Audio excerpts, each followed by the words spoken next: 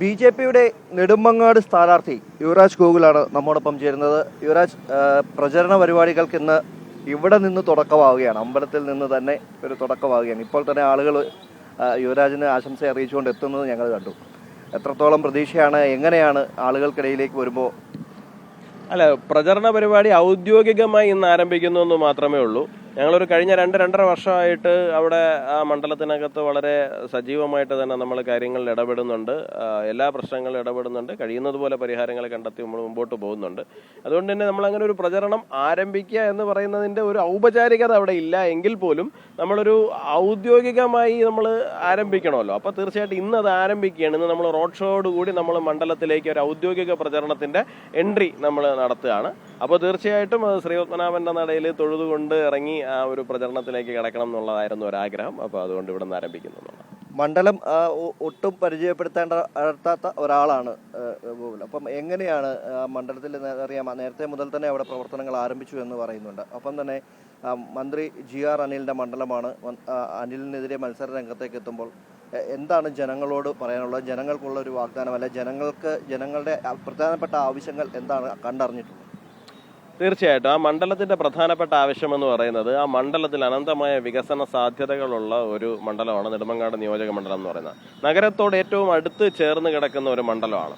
പക്ഷേ ഒരു മന്ത്രി എന്നുള്ള നിലയിൽ അദ്ദേഹം MLA ആയിരുന്ന ഒരാൾ, അവിടെ നിന്ന് ഒരു മന്ത്രി ആദ്യമായിട്ടാണ് നെടുമങ്ങാട് നിയോജക മണ്ഡലത്തിൽ ഒരു മന്ത്രിയെ ലഭിക്കുന്നത്. അപ്പോൾ അവിടേക്ക് കൊണ്ടുവരേണ്ടുന്ന യഥാർത്ഥത്തിലുള്ള വികസന പ്രവർത്തനങ്ങൾ ഉണ്ടായിരുന്നു, വികസന സാധ്യതകൾ ഉണ്ടായിരുന്നു, പദ്ധതികൾ ഉണ്ടായിരുന്നു. അതൊന്നും തന്നെ കൊണ്ടുവരാൻ വേണ്ടിയിട്ട് കഴിഞ്ഞ 5 വർഷത്തിൽ അദ്ദേഹത്തിന് സാധിച്ചിട്ടില്ല. അദ്ദേഹം ഈ റോഡിൽ കുഴിയടച്ചു എന്നൊക്കെ പറയുന്നത് മഹാകാര്യമായിട്ടാണ് അദ്ദേഹം അവതരിപ്പിച്ചുകൊണ്ടിരിക്കുന്നത്. ഒരു മന്ത്രിയെ ലഭിച്ച ഒരു മണ്ഡലത്തിനെ സംബന്ധിച്ചിടത്തോളം റോഡിൽ കുഴിയടച്ചു എന്നുള്ളതല്ല അദ്ദേഹം അവിടെ നടത്തേണ്ടിയിരുന്ന യഥാർത്ഥ വികസനം എന്ന് പറയുന്നത്. ഇപ്പോൾ കഴിഞ്ഞ മാസം തന്നെ നെടുമങ്ങാട് ജില്ലാ ആശുപത്രിയുമായി ബന്ധപ്പെട്ടിട്ട് നമ്മൾ വലിയ സമരത്തിലേക്ക് പോകുന്ന സാഹചര്യം ഉണ്ടായിട്ടുണ്ട്. നിങ്ങൾക്ക് അറിയാവുന്ന സാഹചര്യം തന്നെയാണ്.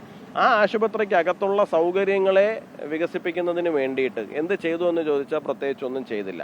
ഏതെങ്കിലും ഒരു കെട്ടിടം കിട്ടി എന്നുള്ളതല്ല വികസനത്തിൻ്റെ മാനദണ്ഡം എന്ന് പറയുന്നത്.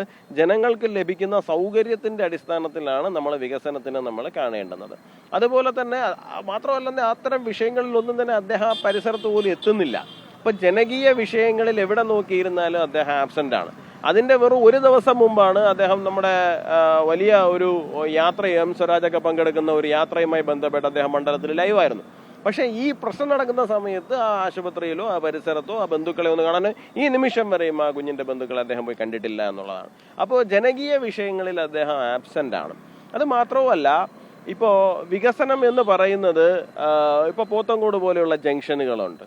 കേരളത്തിലെ തന്നെ ഏറ്റവും കൺജസ്റ്റഡ് ആയിട്ടുള്ള ജംഗ്ഷനുകളാണ്. ഒരു മന്ത്രിയെ ലഭിച്ചു കഴിഞ്ഞാൽ ആ മന്ത്രിക്ക് എന്തുമാത്രം കാര്യങ്ങൾ അവിടെ ചെയ്യാൻ വേണ്ടിയിട്ട് സാധിക്കും എന്നുള്ളതാണ്.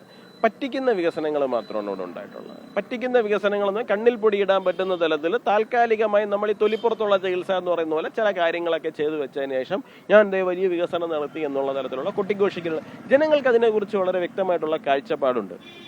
അതുകൊണ്ട് തന്നെ തീർച്ചയായിട്ടും വലിയ വിജയപ്രതീക്ഷയിലാണ് അവിടെയുള്ളത്. ഒപ്പമാണ് സ്ഥാനാർത്ഥികളെ കണ്ടെത്താൻ പോലും കഴിയാതെ മറ്റൊരു മുന്നണി കൂടി നിൽക്കുന്നുണ്ട്, കോൺഗ്രസ്. അവിടെ ഒരു സ്ഥാനാർത്ഥിയെ പോലും കണ്ടെത്തിയിട്ടില്ല. അത് എത്രത്തോളം യുവരാജിനെ വിശ്വസിച്ചുകൊണ്ട്, ഗോകുലിനെ വിശ്വസിച്ചുകൊണ്ട് പാർട്ടി ഇത്തരമൊരു കാര്യം ഏൽപ്പിക്കുമ്പോൾ അത് നേരത്തെ സൂചിപ്പിച്ചതാണ്, വലിയൊരു പ്രതീക്ഷ തന്നെയാണ് പാർട്ടിയും വെച്ചു പോകുന്നത്. തീർച്ചയായിട്ടും. കാരണം പ്രധാനമന്ത്രി ഉൾപ്പെടുന്ന പാർലമെന്ററി ബോർഡ് എടുത്ത ഒരു തീരുമാനമാണ്. അപ്പോൾ അതിനകത്ത് ഏറ്റവും ആദ്യത്തെ സ്ഥാനാർത്ഥി പട്ടികയിൽ തന്നെ പ്രത്യേകിച്ചും തിരുവനന്തപുരം ജില്ലയിൽ ഇനിയും തിരുവനന്തപുരം സെൻട്രൽ ഉൾപ്പെടെയുള്ള മണ്ഡലങ്ങളിൽ സ്ഥാനാർത്ഥികളെ നിശ്ചയിച്ചിട്ടില്ല. അപ്പോൾ പകുതി സ്ഥലത്ത് മാത്രമേ തിരുവനന്തപുരത്ത് സ്ഥാനാർത്ഥികളായിട്ടുള്ളൂ. അപ്പോൾ അതിനകത്ത് ഉൾപ്പെട്ട് വരിക എന്ന് പറയുന്നത് ഒരു മഹാഭാഗ്യമായിട്ടും അത്രയും വലിയൊരു ഉത്തരവാദിത്വമായിട്ടും കാണുന്നു. കാരണം ഭാരതം ഭരിച്ചുകൊണ്ടിരിക്കുന്ന രാഷ്ട്രീയ പ്രസ്ഥാനം നമ്മളെ ഏൽപ്പിച്ചിരിക്കുന്ന ഒരു കൂട്ടുത്തരവാദിത്വമാണത്. അപ്പോൾ തീർച്ചയായിട്ടും അത് വലിയൊരു, അപ്പോൾ അതുകൊണ്ട് തന്നെയാണ് ഞങ്ങൾ രാവിലെ ആരംഭിച്ചത്. അപ്പോൾ നമ്മുടെ ജില്ലാ പ്രസിഡന്റ് റൈച്ചേട്ടനുണ്ട്, നെടുമങ്ങാട് സംഘടനാ മണ്ഡല പ്രസിഡന്റ് കനകഞ്ചേട്ടനുണ്ട്, പോത്തങ്കോട് നമ്മുടെ നെടുമങ്ങാട് നിയോജക മണ്ഡലം 2 സംഘടനാ മണ്ഡലങ്ങളാണ്. ഇപ്പോൾ 2 സംഘടനാ മണ്ഡലത്തിൻ്റെയും പ്രസിഡന്റുമാർ ഉണ്ട്. അപ്പോൾ തീർച്ചയായിട്ടും വലിയ ആവേശത്തിൽ തന്നെയാണ് ഞങ്ങൾ ആരംഭിക്കുന്നത്. എല്ലാവിധ ആശംസകളും നേരുകയാണ്. അതുതന്നെയാണ് BJP ഒരു യുവരക്തത്തെ അത് നെടുമങ്ങാടിലേക്ക് നിയോഗിക്കുമ്പോൾ ആ നെടുമങ്ങാട് മണ്ഡലം നേടും എന്ന ഉറച്ച വിശ്വാസത്തിൽ തന്നെയാണ് അവർ പ്രചരണത്തിന് തുടക്കം കുറിക്കുന്നത്. ക്യാമറമാൻ അബ്രാമിനൊപ്പം രജിത് കുമാർ, അമൃത ന്യൂസ്, തിരുവനന്തപുരം.